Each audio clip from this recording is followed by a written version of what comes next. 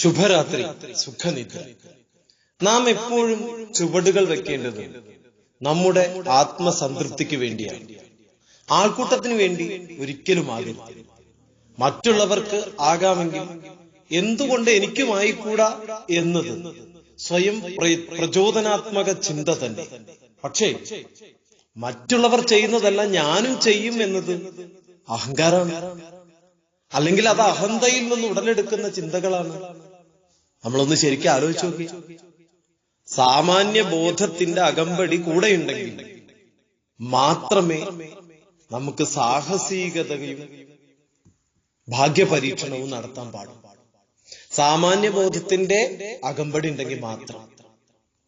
അപ്പോ അവനവന്റെ ജീവിതത്തെ മറ്റുള്ളവരുടെ അളവ് പാത്രം കൊണ്ട് അളക്കരുത്.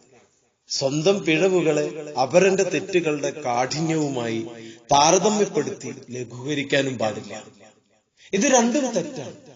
ശരിയായ വഴിയിലേക്ക് പോകണമെങ്കിൽ തീർച്ചയായിട്ടും നമ്മുടെ സാമാന്യ ബോധത്തെ നമ്മൾ യഥാർത്ഥത്തിൽ യൂട്ടിലൈസ് ചെയ്യാൻ പഠിക്കണം, ഉപയോഗിക്കാൻ പഠിക്കണം.